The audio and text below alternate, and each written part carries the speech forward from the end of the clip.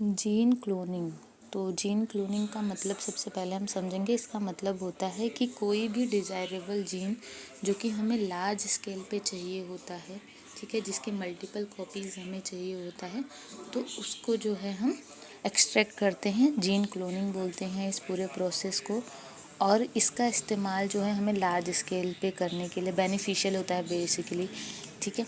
इसके कुछ स्टेप्स होते हैं, जिसमें पहला स्टेप हमारा आता है आइसोलेशन ऑफ अ जीन, दूसरा आता है कटिंग डीएनए, तीसरा आता है फॉर्मेशन ऑफ रिकॉम्बिनेंट डीएनए, और उसके बाद transformation, multiplication and the result फिर बाद में हमें देखने को मिलता है इन सारे स्टेप को फॉलो करने के बाद।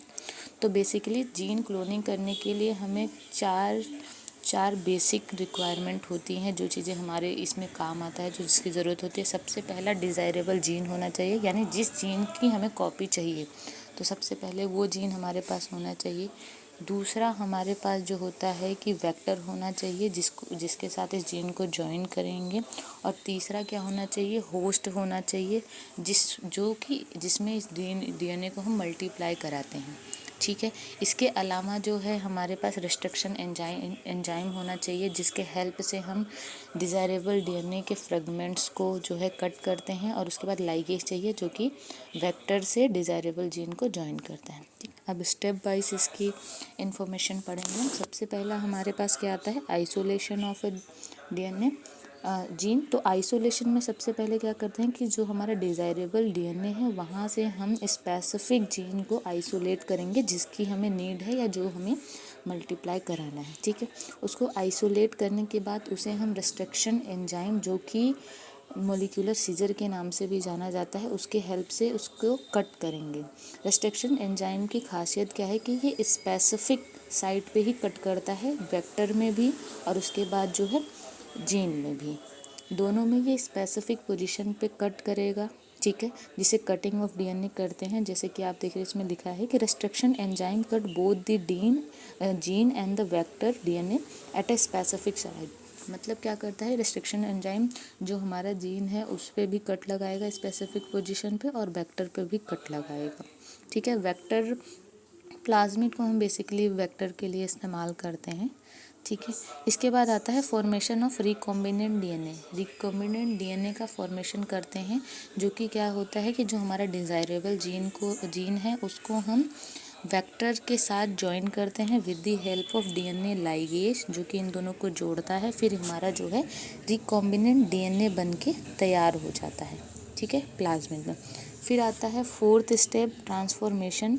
अब हमारे पास रिकॉम्बिनेंट डीएनए आ चुका है, अब हम इसका ट्रांसफॉर्मेशन करेंगे, इसे ट्रांसफ़र करेंगे होस्ट में हमने बेसिकली क्या इस्तेमाल किया है, बैक्टीरिया।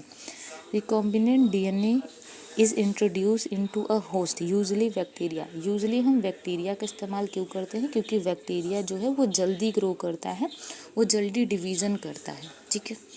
तो उसके बाद इसको हम जो हमारा रिकॉम्बिनेंट डीएनए है उसे हम ट्रांसफ़र कर देंगे बैक्टीरिया के सेल्स में। अब उसके बाद मल्टीप्लिकेशन होगा। अब क्या करेगा, होस्ट मल्टीप्लाई करेगा, यानी बैक्टीरिया मल्टीप्लाई करेगा तो जो हमारा रिकॉम्बिनेंट डीएनए है वो भी मल्टीप्लाई हो जाएंगे।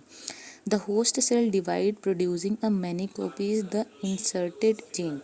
अब जब होस्ट सेल डिवाइड करेगा तो जो हमने जीन उसमें इंसर्ट किया है वो भी जो है मल्टीप्लाई कर देंगे। फिर रिजल्ट में हमारे पास क्या आ जाएगा, millions of identical copies of the desirable gene are obtain. अब हमारे पास क्या है, बहुत सारी जो है मिलियंस में जीन जो हमें जो ज़रूरत थी जिस जीन की हमें, हमारा डिज़ायरेबल जीन, उसके कॉपीज़ हमारे पास आ जाएंगे, ठीक है।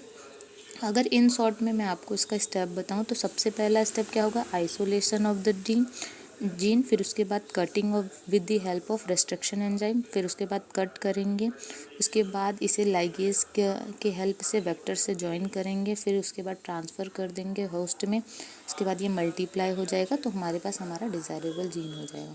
अब इसके एप्लीकेशन क्या होता है जीन का, कहाँ पे इस्तेमाल करते हैं, तो इसमें लिखा हुआ है, देखिए, production of the proteins, useful protein, जैसे इस इंसुलिन को बनाने के लिए भी हम इसका इस्तेमाल करते हैं, क्योंकि इंसुलिन जो है वो डायबिटीज़ पेशेंट के लिए इस्तेमाल किया जाता है। उनके इलाज के लिए इस्तेमाल किया जाता है, एज अ ड्रग्स भी इस्तेमाल किया जाता है।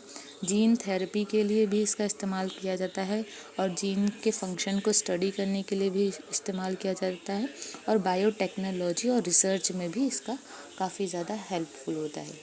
ठीक है, तो आज के लिए इतना ही, बाकी नेक्स्ट वीडियो में मिलते हैं।